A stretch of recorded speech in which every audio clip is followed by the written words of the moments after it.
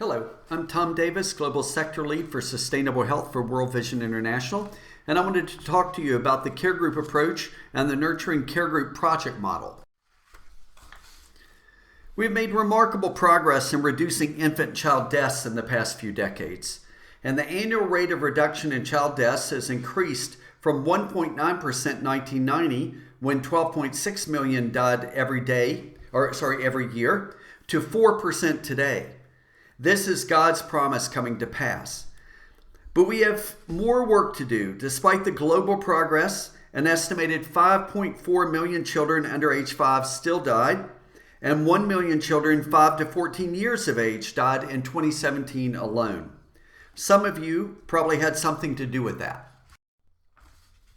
The good thing is that World Vision is well placed to reduce child deaths, even with our current AP funding and staffing, since 55% of all child deaths can be reduced through behavior change interventions, and behavior change is relatively inexpensive. But you have to do behavior change right to have a significant impact on these deaths. And achieving extensive behavior change is not always that easy. Ideally, you need to have a project model that can do all of these things: facilitate rapid behavior change, reach a large number of caregivers at low cost, assure equitable universal coverage, not just for those who show up at meetings, and a number of other things. One innovation that checks all of these boxes is the care group approach, and World Vision's version of that approach, which we are calling the Nurturing Care Group project model. So the care group approach is a community-based strategy for improving coverage and behavior change. It was developed originally by Dr. Peter Ernst with Rural Relief in Mozambique, and subsequently used in 30 or more organizations in 30 or more countries. And I was one of the co-pioneers of this approach, as was Adunya Kabidi and our TSO. World Vision has used care groups in India, Nepal, Uganda, Zimbabwe, Malawi, Sudan, and South Sudan, and the project model has been used in 30 or more countries, as I mentioned. I consider it an incremental innovation in that it has changed a bit over time, and we've been seeing better results based on some of those incremental improvements that we've seen. The approach focuses on building teams of volunteer women who are selected by their peers and represent, serve, and do behavior promotion with blocks of about 12 households each. Care groups are plug and play, and they've already been used to partially or fully promote most of our 7-Eleven health and nutrition interventions and many WASH and early child development and early child education behaviors. And we plan to use this same approach to promote those, plus some livelihoods and child protection behaviors as well, and our application with nurturing care groups. So the care group volunteers are pure volunteers. They receive no monetary incentives whatsoever, just job aids. And we usually see only about a 5 to 10% annual dropout of volunteers with this project model. Part of the reason for that is we try to limit the amount of time they put in every week to only about 6 hours, maximum 8 hours a week. We believe that after that amount of time, you should pay someone. But for below 8 hours a week, we should go ahead and take advantage of the large amount of volunteerism that we find in many, many countries. The way training is done is part of this innovation. It's similar to drip irrigation, and that you give just a little at a time through regular 2-hour meetings every 2 weeks, instead of having like a week-long training, which can be overwhelming to volunteers, especially illiterate volunteers. In this way, volunteers get over 100 hours of behavior change training in this model, and you can cover a lot of behaviors with that amount of time. During these bi-weekly care group meetings, a care group promoter meets with the care group volunteers, and the volunteers often report on things like progress and challenges in promoting behaviors. And when they're doing health and nutrition behaviors, sometimes they'll talk about vital events as well: children that have died, children that were born, women that are pregnant. The care group promoter in that meeting demonstrates this week's 2 to 3 behavior change messages using a flip chart. And then there's a group reflection on the messages with the volunteers who practice the behavior change promotion with flip charts in pairs. And there are other evidence-based behavior change activities that are baked into this lesson plan that they use, like helping people to first brainstorm on how they would overcome barriers that they might have, inviting them to make commitments to adopting certain behaviors and to making changes. And a use of very participatory songs, dramas, and games are used as well. After this biweekly meeting with the promoter, each care group volunteer meets with her neighbor circle or neighbor women's group, a group of mothers from about 12 surrounding households, and promotes behaviors using a small flip chart. Meetings are at the neighborhood level, not the whole village or community level, which helps increase coverage and makes it easier for mothers to attend. Contact between the volunteer and each household is done through a combination of these neighbor circle group meetings and individual home visits. And women who don't come to the group meeting that's been done receive a home visit from the volunteer. Most vulnerable families also can receive additional attention, as do parents with a newborn child. Sometimes there's also outreach to fathers and grandmothers through separate groups. We often call this the trios adaptation of the model. The care group promoter directly supervises the behavior change promotion done by one of the care group volunteers in the group every 2 weeks, and the full cycle of behavior change lesson plans are usually repeated after 18 to 24 months. Here are all the different organizations that are using the care group approach and where they're being used. I think the uptake of this model speaks a ton about how easy the model is to use across many different countries, regions, and contexts. So let me tell you why we're excited about this project model. In a word, it's better. It's better and more cost-effective than other behavior change models that we've used in the past. It outperforms. This study was on a Food for the Hungry care group project in Mozambique that Adunia Kebede and I designed and supported before we both came to World Vision, and that reached a population of about 1.1 million people. And in that project, which ran from 2005 to 2010, we saw an overall 38% reduction in underweight in children in less than 5 years. We also saw excellent results in terms of adoption of health, nutrition, and wash behaviors, and an estimated 36% decline in under 5 deaths. And we did this at a cost of only $2.78 per beneficiary per year. And that cost includes all project costs, the backstopping costs from headquarters, the training costs, indirect costs, everything. The cost per life saved was only $441, which is 5 times less than the average child survival project. And Dr. Henry Perry at Johns Hopkins University is one of the world's most respected experts on community health, and he was involved with World Vision's Community Health and Nutrition Impact Study. He was also the final evaluator of this care group project in Mozambique, and he concluded, as far as we know, this is among the most cost-effective child survival projects ever implemented at scale. Here's another care group project that appears in the published literature. This one was designed by World Relief in Gaza Province, Mozambique. They did a mortality study as part of this project, and they showed a 49% decrease in the under 5 mortality rate during a period of less than 4 years, and at a cost per beneficiary per year of only $6.50. This approach has also been used after disasters. Here are some results from the use of care groups in post-earthquake Haiti in an OFTA project that I was involved with.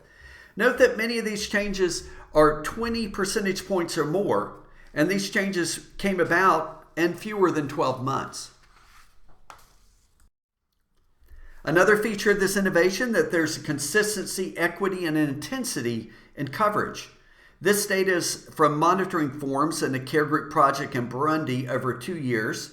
And note that in general, the level of attendance varies between 80% and 90%. And many of the mothers who don't attend a particular week's neighbor circle meeting were visited in their homes by the volunteer, which brings bi-weekly contact with beneficiaries up closer to 100%. Note that with many other project models, you only reach a fraction of the community and attendance is not this high. Why? Because groups meet at the community level rather than at the neighborhood level. People have to walk further, groups are larger, they're not as interactive, sometimes maybe not as fun.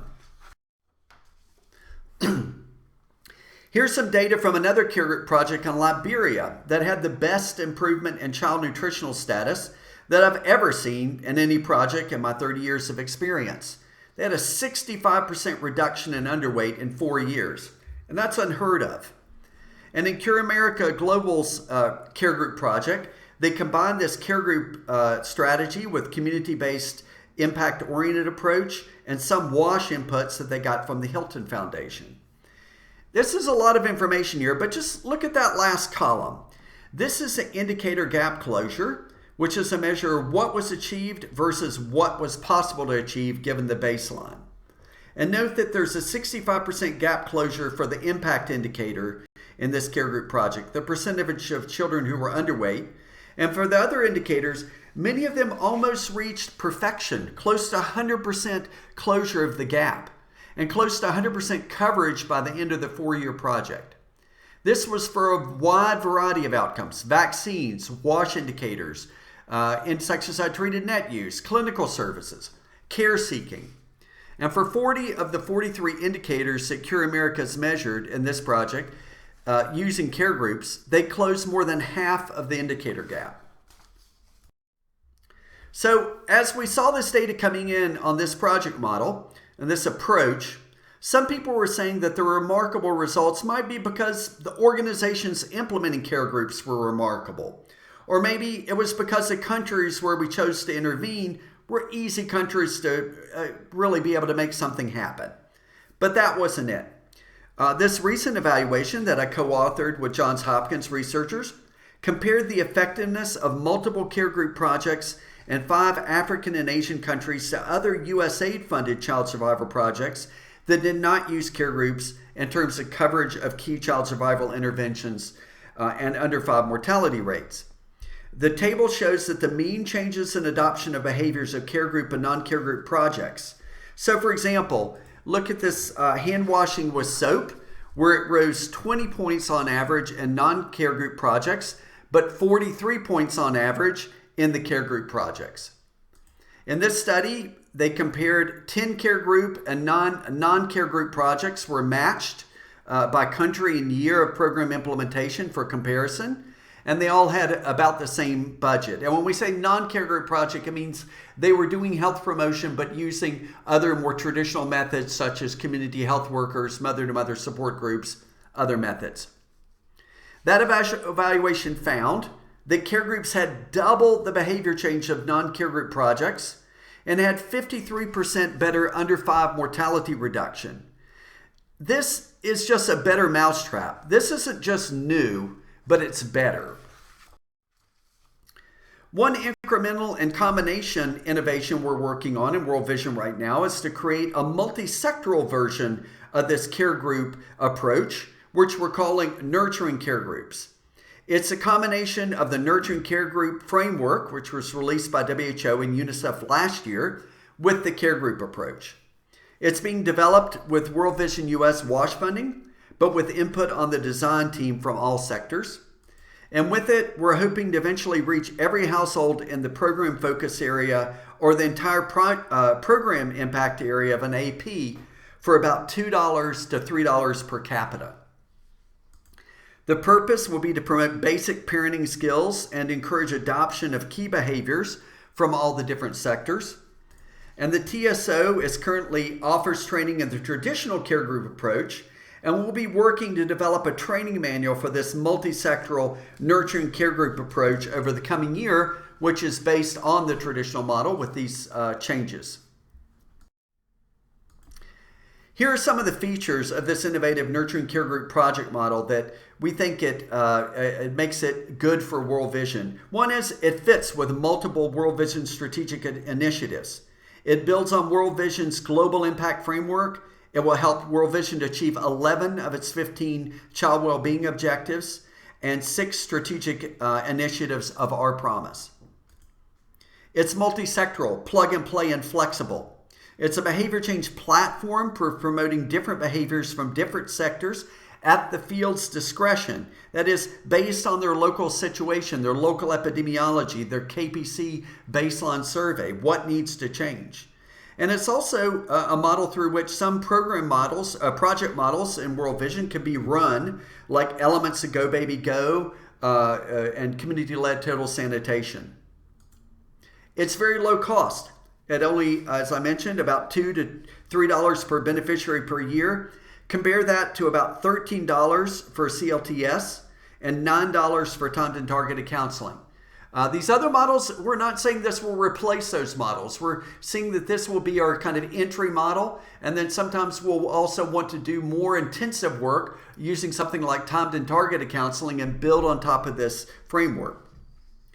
Also, staffing requirements are low with this. You can staff it through current AP staff and adding in some Hay grade 6 to 10 nurturing care group promoters, so not that highly paid. Or you can also do it through Ministry of Health or Ministry of Water staff, like community health workers. People, different organizations have taken the care group promoter role and basically taught community health workers to each manage one or two of these groups and had similar results to having paid staff as well. It's also highly cost effective. It has more than double the behavior change of many existing behavior change models and estimated costs per life saved that's quite inexpensive. This is something we need to pay more attention to in the future. So what is our cost effectiveness and cost per outcome? And you also get intensive beneficiary contact with this. 20 to 26 contacts a year through meetings and home visits versus, for example, 9 for timed and targeted counseling. And there are probably ways to piggyback on this to do the contacts needed for some of our sponsorship work as well. Maybe there are ways in which we can already take advantage of this structure being in place to gather some of the information we need for our sponsorship systems. So we're looking for countries that want to test out this Nurturing Care Group project model in different contexts. So if you're interested, please let me know. Thank you very much.